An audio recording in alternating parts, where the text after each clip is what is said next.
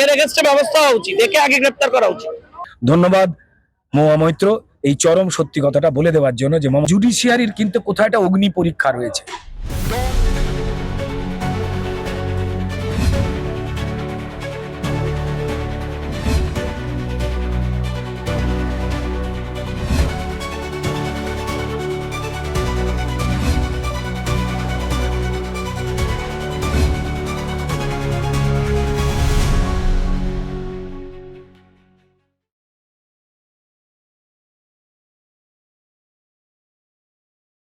বিরোধী দলনেতা কেন্দ্রীয় মন্ত্রী থেকে শুরু করে একের পর এক হামলা, এভাবে আর কতদিন চলবে? এর একটাই উদ্দেশ্য, বলছে এলিমিনেট শুভেন্দু, শুভেন্দু অধিকারীকে মেরে দাও, দিয়ে বাবুরা এখানে রাজ্য ক্ষমতায় আসবে। আরে সিপিএম পারেনি এক সময়, আপনারা এসব টার্গেট করে কিছু করতে পারবেন না। পথের কাটা হয়ে উঠছে মমতা, আগে পথের কাটা হয়ে সে অনেক কাল আগে হয়েছে, সেই জন্যই বলছে কাঁটা সরাও। এভাবে সরানো যায়? এভাবে শেষ করা যায়? যে পুলিশ শুভেন্দু অধিকারীর গাড়ি নিশ্চিত চিহ্নিত করে দিচ্ছিল, এই পুলিশই মানুষকে সুরক্ষা দেবে।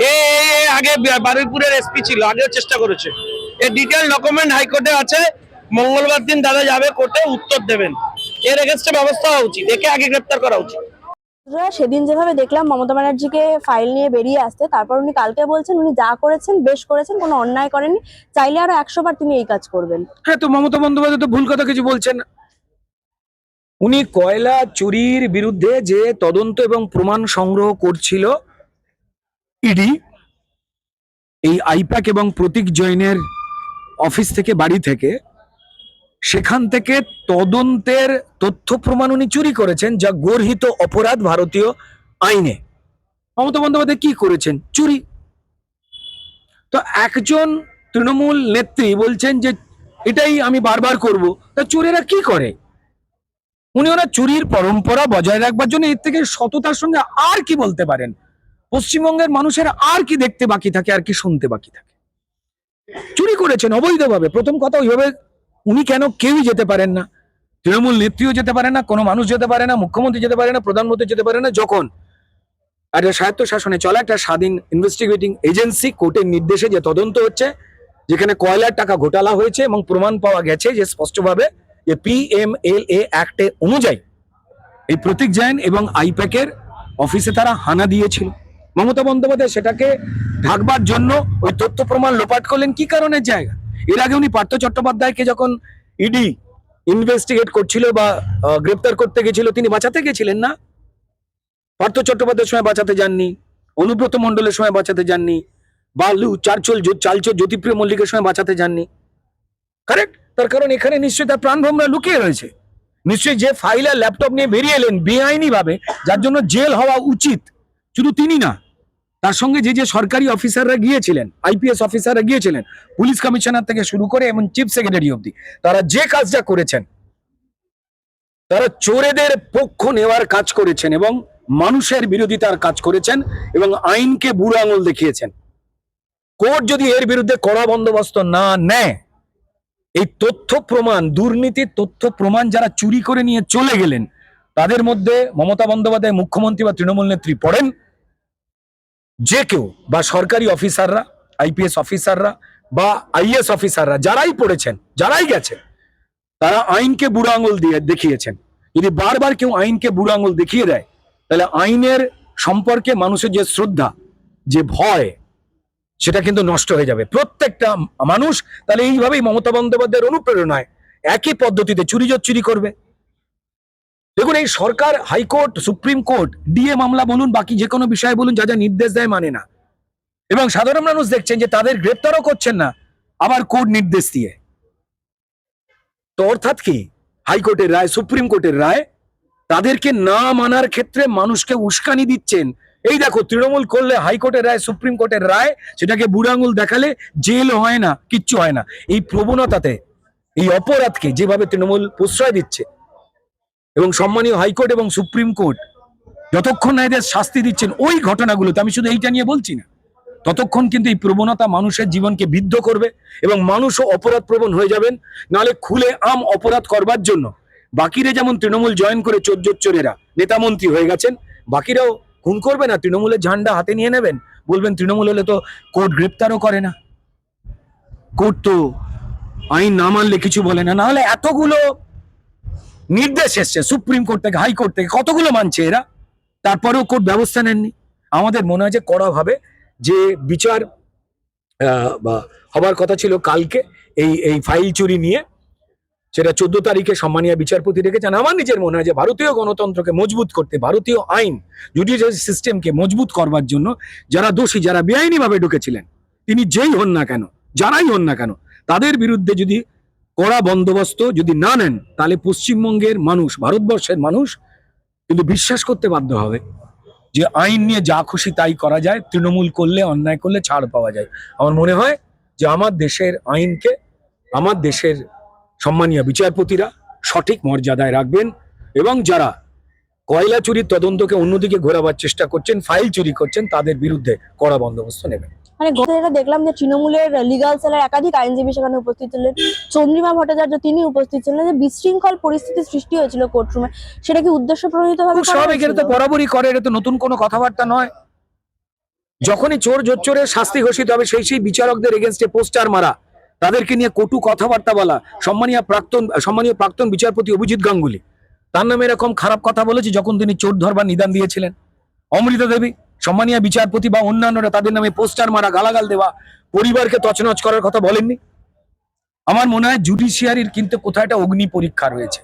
দল মত নির্বিশেষে যদি আইনকে শক্ত হতে না দেখা যায়, আইনকে যদি কাউকে ছাড় দিয়ে দেন, তারা আইনের ভিত্তিটা নষ্ট হয়ে যাবে, সাধারণ সমাজ প্রভাবিত হবে, আইনের প্রতি যে সম্মান সেখান থেকে মানুষ বিচ্যুত হবে। আমার মনে হয় যেটা একটা অগ্নি পরীক্ষার সময়। আর এই অসভ্যতামি যে তৃণমূল করে, এটা সবাই জানে, হাইকোর্ট, সুপ্রিম কোর্ট সবাই জানে। মমতা ব্যানার্জি বলছে যে লক্ষণেরও একটা সীমারেখা ছিল, কিন্তু আমি অনেক কিছু জানি, পেন ড্রাইভের সব আছে, ফাঁস করে দেবো। সিপিএম এর সময় বলে আসছে, সিপিএম কেও বলে, যার উপরে রাগ হয় তার উপরে বলে, তারপর আর কোনো কিছু ফাঁস করে না। ফাঁস করতে গেলে তো কবে ফাঁস করে দিতে পারতো। আমরা তো বলছি চলুন না ফাঁস করুন না, ফোঁস করছে, ফাঁস করছে না। তার মানে ফোঁস করছে মানে দাঁতে বিষ নেই। অন্যদিকে মহুয়া মৈত্র তিনি কালকে গ্রেফতার, মমতা বন্দ্যোপাধ্যায়কে বাঘের বাচ্চা বলেছেন, বেগুনের বাচ্চা বলেছে বিজেপিকে। তাতে কি আছে? আমি প্রথমে মমতা বন্দ্যোপাধ্যায় দলের এই সাংসদ মহুয়া মৈত্র, তাকে আমি ধন্যবাদ জানাবো যে বিজেপিকে বেগুন বলবার জন্য। অর্থাৎ তিনি প্রমাণ করলেন যে বিজেপি অত্যন্ত নিরীহ এবং ভারতবর্ষের কাছে অত্যন্ত প্রয়োজনীয় একটি সবজি, যা ব্যবহার করলে মানুষের পেট এবং জীবন বাঁচে। কিন্তু তা বলে তিনি মমতা বন্দ্যোপাধ্যায়কে বাঘের বাচ্চা বলে আসল সত্যিটা সামনে এনে দিলেন। ছি ছি ছি ছি। কিছুদিন আগে অব্দি মমতা বন্দ্যোপাধ্যায় জানিয়েছিলেন তিনি নাকি স্বাধীনতা সংগ্রামীর সন্তান, তার বাবা নাকি স্বাধীনতা সংগ্রামী। যদি আমরা ছোটবেলা থেকে বা আমাদের কথা যারা শুনছে, মমতা বন্দ্যোপাধ্যায়ের বাবা ঠিক কোন ধরনের বিপ্লবী, কোন ধরনের স্বাধীনতা থেকে মুক্তি পাওয়ার জন্য স্বাধীনতা সংগ্রামী হয়েছিলেন আমরা জানি না। কিন্তু মহুয়া মৈত্র কি বললেন তা নয়, ওনার বাবা স্বাধীনতা সংগ্রামী নয়, ওনার বাবা বাঘ। খুব স্বাভাবিক, বাঘের যে নেচার আমরা দেখতে পেয়েছি মমতা বন্দ্যোপাধ্যায়ের মধ্যে রয়েছে। বাঘও হিন্দু, মুসলমান, শিখ, খ্রিস্টান বিচার না করে মানুষের রক্ত খায়। মমতা বন্দ্যোপাধ্যায় তিনি লুঠের রাজত্ব চালাচ্ছেন এবং বিচার না করে মানুষের রক্ত খাচ্ছেন, হিন্দু এবং মুসলমানের। ধন্যবাদ মহুয়া মৈত্র এই চরম সত্যি কথাটা বলে দেওয়ার জন্য যে মমতা বন্দ্যোপাধ্যায় বাঘের বাচ্চা যে মানুষের রক্ত খায়। শেষ প্রশ্ন, জ্ঞানেশ কুমারকে এবং নির্বাচন কমিশনকে ফের চিঠি দিয়েছেন মমতা বন্দ্যোপাধ্যায়। তিনি বলছেন নির্বাচন কমিশন নাগরিকের অধিকার কাটছে, নাগরিকের অধিকার কেড়ে নিলে আমরাও আপনাদের অধিকার কেড়ে নেব। না, আমার যেটা মনে হয় যে ওনার চিঠি লেখার যে অভ্যেসটা ছিল, ঘরোয়া লোকেদেরই চিঠি লিখছেন, তারা ওই চিঠি রিপ্লাই দিচ্ছেন আর পাত্তা দিচ্ছেন না। এ হতেই পারে, আমাদের ছোটবেলাতেও হতো, তখন আমরা চিঠি লিখবার নতুন নতুন লোক খুঁজি। আমার মনে হয় যে উনি জ্ঞানেশবাবুর মধ্যে এমন একটা কিছু খুঁজে পেয়েছেন, ওনাকে চিঠি লিখতে ভালো লাগছে। কারণ এখন ব্যক্তিগত ভালো লাগাকে নিয়ে তো মজা করা উচিত না। জানি না, অনেকজন শুনেছি ভগবানকেও চিঠি লেখেন, উনি লিখতেও পারেন কাল ভগবানকে চিঠি। ধন্যবাদ। কাল ইডি তল্লাশি চালিয়েছে আইপ্যাকের দুটো দপ্তরে কয়লা কেলেঙ্কারি, তারপরে দেখলাম মুখ্যমন্ত্রী সেখানে ঢুকলেন, কিছু ফাইল হাতে সেখান থেকে বেরিয়ে এসে একের পর এক তোপ দাগলেন অমিত শাহর দিকে, যে অমিত শাহের নির্দেশে নাকি দলীয় তথ্য বা ভোট কৌশলী সেগুলো চুরি করা হচ্ছে, ইডি তার জন্যই তল্লাশি চালাচ্ছে। মানে অমিত শাহ মহাশয় খেয়ে দিয়ে কাজ নেই, কয়লা চোরদের তথ্য উনি চেয়ে পাঠাবেন? ব্যাপারটা হচ্ছে ইডি একটা নিরপেক্ষ তদন্তকারী সংস্থা, তারা এসছেন আজকের নয়, বহু পুরনো একটা ওই কয়লা চুরি, কয়লা পাচার সেই সংক্রান্ত নথি করতে। আগে উনি উত্তর দিন, উনি একটা নির্বাচিত মুখ্যমন্ত্রী, তিনি একটা প্রাইভেট অফিসে তাদের ওই কাগজপত্র বাঁচাতে উনি রাস্তায় না ওখানে নামলেন কেন? কি ছিল ওই গ্রিন ফাইলে, ওই সবুজ ফাইলে কি তথ্য আছে? কোন কয়লা পাচারের তথ্য ওখান থেকে পাচার হয়ে গেল? কোন হাওয়ালার তথ্য পাচার হয়ে গেল? কোন ভাইপোর তথ্য পাচার হয়ে গেল? এই প্রশ্ন আমরা করব। কোন বাংলাদেশি তথ্য ওখান থেকে পাচার হলো? এরকম কি কোনো ব্যাপার ছিল? তা না হলে একজন নির্বাচিত, গণতান্ত্রিকভাবে নির্বাচিত মুখ্যমন্ত্রী, তিনি ইডির ওই যখন রেড চলতে তার মধ্যে ঢুকে হাচর পাচর করে উনি ফাইল চুরি করে পালাচ্ছেন। উনি নিজেকে বাংলার মেয়ে বলেন, উনি বাংলার গর্ব নন, বাংলার লজ্জা। আমি বাংলার একজন নারী হয়ে আমার লজ্জা করছে যে একজন মুখ্যমন্ত্রী, ওনার জন্য সমস্ত পশ্চিমবঙ্গের মানুষের মুখ পুড়লো। উনি কাল যে ঘটনাটা ঘটিয়েছেন তারপর আজকে বলছেন যে উনি যা করেছেন একদম ঠিক করেছেন, কোনো অন্যায় করেন। উনি তো সবকিছু ঠিক করেন, উনি তো সবকিছু ঠিক করেন। উনি আমাদের ভারতীয় জনতা পার্টি 300 জন কর্মীকে মেরেও ঠিক করেছেন। তাহলে উনি ভোট চুরি করান, উনি ভোট রিগিং করান। আমরা দেখিনি কিভাবে ভোট হয়, ব্যালট বক্স নিয়ে লোকে পালিয়ে চলে যায়, কিভাবে দেখিনি ব্যালট খেয়ে নেয়, বুথ জ্যাম, রিগিং, ছাপ্পা, মৃত voter, double voter, Rohingya voter কিভাবে পাঠানো আমরা দেখিনি। উনি আসলে বিষয়টা হচ্ছে পরবর্তীকালে উনি আবার শিফট করে গেলেন, উনি এসআইআর নিয়ে চিৎকার শুরু করলেন। কারণ উনি জানেন আসল ওনার যে প্ল্যান ভোমরাটা, এসআইআর এর নাম বাদ যাওয়া যে লোকগুলো তার মধ্যে লুকিয়ে আছে। সেই কারণেই ওনার এত রাগ, ওনার এত ব্যথা, ওনার এত গতকাল আমরা দেখলাম অতি সক্রিয়তা। যখন পার্থ চট্টোপাধ্যায়, অনুব্রত মণ্ডল এদেরকে ইডি রেখেছিল তখন দেখা যায়নি মমতা ব্যানার্জিকে এতটা তৎপর, কিন্তু সারদা কাণ্ডে রাজীব কুমারের জন্য যে তৎপরতা উনি দেখিয়েছিলেন সেই একই তৎপরতার ছবি আবার কালকে প্রতীক জৈনের ক্ষেত্রেও দেখা গেল। দেখুন, নিজেকে যিনি বাংলার মেয়ে বলেন, বহিরাগত হয়ে এত কথা বলেন, রাজীব কুমার তিনিও কিন্তু বাঙালি নন। আবার প্রতীক জৈন, উনিও বহিরাগত, উনি বাঙালি নন। উনি আইপ্যাকের দপ্তরে, একটা প্রাইভেট কোম্পানি দপ্তরে তৃণমূলের কাগজ, সরকারি কাগজ, তাহলে বলে দিন, তাহলে নবান্ন থেকে না চালিয়ে আইপ্যাকের ওনার বাড়ি থেকে বা ওই আইপ্যাকের অফিস থেকেই দলটা চলছে, সরকারটা চলছে, বলে দিন। সেটা কতখানি লজ্জার। এবং রাজ্যে কি আর একটাও বাঙালি সাংসদ, বাঙালি বিধায়ক, বাঙালি নেতা মমতা ব্যানার্জি পেলেন না, যাদের কাছে ওনার দলের এত গোপনীয় তথ্য রাখতে পারেন? নাকি কাউকে উনি বিশ্বাস করেন না? সুতরাং মমতা ব্যানার্জি নিজে নিজেকে প্রশ্ন করুক, এবং আমাদের প্রশ্ন থাকবে ওই সবুজ ফাইলে কি ছিল, কোন গূঢ় রহস্য ছিল, ওই রহস্যটাই আমাদের ভেদ করা। রাজ্যের মানুষ বুঝুক যে একজন মুখ্যমন্ত্রী কিভাবে গতকাল যেটা করলেন, তিনি প্রথমে করলেন ওই জৈন সাহেবের বাড়িতে, আর তারপর ওই আইপ্যাকের অফিসে কাগজপত্র একটা তৃণমূলের গাড়িতে, উনি বলছেন সরকারি কাগজ, দলীয় কাগজ, ওখান থেকে তুলেছে। আইপ্যাকের অফিস প্রাইভেট, মুখ্যমন্ত্রী তিনি নিজে সরকার, তুলছে কোথায় না একটা রাজনৈতিক দলের গাড়িতে। ওই তিনটে চিন্তা করুন কি অবস্থা। অর্থাৎ যাহাই আইপ্যাক, তাহাই সরকার, তাহাই দল, তিনটের মধ্যে কোনো তফাৎ নেই। উনি দল, সরকার এবং একটা প্রাইভেট কোম্পানি, এজেন্সি, তাদেরকে পুরো এক করে দিয়ে চালাচ্ছেন। কালকে ইডির উপস্থিতি এবং সেন্ট্রাল ফোর্সের উপস্থিতিতে মুখ্যমন্ত্রীর ভিতরে ঢুকে গেলেন। সিপিএম আবার সেই একই তত্ত্ব দাঁড় করাচ্ছে যে তৃণমূল বিজেপির কোথাও সেটিং আছে, নাহলে এটা হতো না। দেখুন, আমি সিপিএম এর লোকদের জিজ্ঞেস করব, ওনারা এখন ভেনেজুয়েলা নিয়ে বেশি করে ভাবো। পশ্চিমবঙ্গের বিষয়টা ভারতীয় জনতা পার্টি বুঝে নেবে, পশ্চিমবঙ্গের চোরগুলোকে ভারতীয় জনতা পার্টি বুঝে নেবে, এবং সেই চোরগুলোকে খুঁজে খুঁজে জেলে পড়ার দায়িত্ব আমাদের পরবর্তী সরকারের, যেটা 2026-এর পর গঠিত হবে। ওনাদের চিন্তা করতে হবে না, বরং ওনারা চিন্তা করুন যে পিনারাই বিজয়ন তার মেয়ের যখন ওই মশলা কেলেঙ্কারি, সোনা পাচার মামলায়, তাহলে ওরা কেন বাইরে আছে? তখন সেটিংটা কার সঙ্গে? ওরা এই প্রশ্নগুলো অস্বস্তিকর প্রশ্ন। তো পশ্চিমবঙ্গে ওরা একরকম বোঝান, আবার আপনি চলে যাবেন কর্ণাটকে একরকম বোঝান, আবার চলে যাবেন দিল্লিতে, তখন ওদের একরকম ভাব।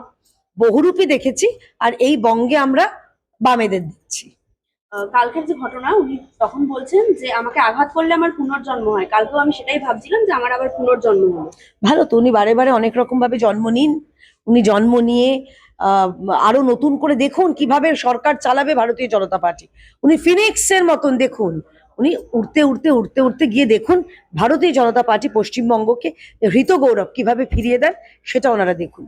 কালকে যখন কয়লা চুরির টাকা নিয়ে ওনাকে প্রশ্ন করা হলো, উনি বলেছিলেন অমিত শাহ, তারপর রাজনাথ সিং, শুভেন্দু বাবু এরা টাকা নেয়। আজ আবার সেই একই কথা বললেন যে শুভেন্দু বাবুর মারফত অমিত শাহের কাছে নাকি কয়লা চুরির টাকা যায়। তাহলে আমি জানতে চাই খুব নির্দিষ্টভাবে, আমরা যে এখানে কয়লা চোর, আপনি গুগল করুন না, কয়লা চোর গুগল করুন, কার ছবি উঠে আসবে সেটা জবাব দেব। কার বিরুদ্ধে কয়লা চুরির অভিযোগ রয়েছে, কোন রাজনৈতিক দলের বিরুদ্ধে, কোন রাজনৈতিক দলের নেতাদের বিরুদ্ধে কয়লা চুরির অভিযোগ উঠেছে। ওনার লজ্জা করে না দেশের স্বরাষ্ট্রমন্ত্রীকে এভাবে বলতে? ওনার লজ্জা করে না মাননীয় বিরোধী দলের নেতা? তিনি তার মতো ব্যবস্থা নেবে, মানানির মামলা টামলা যা করা হয় করবে। উনি নিজের মানটা খোয়াচ্ছেন। যাবার আগে অন্তত একটু ডিগনিটি নিয়ে যেতে পারতেন, কিন্তু উনি এইভাবে যদি যেতে চান যাবেন। জনমানসে থাকবে যে একদা এক মুখ্যমন্ত্রী ছিলেন যিনি একটা অফিসে যখন নিজে সততার প্রতীক বলে প্রতীক জৈনে আটকে গেল তার সততা, এবং তিনি ওই যখন দুর্নীতির মামলা হচ্ছিল, তদন্ত হচ্ছিল, সেটাতে তিনি বাধা দান করেছিলেন। এটা ইতিহাসের পাতায় লেখা থাকবে।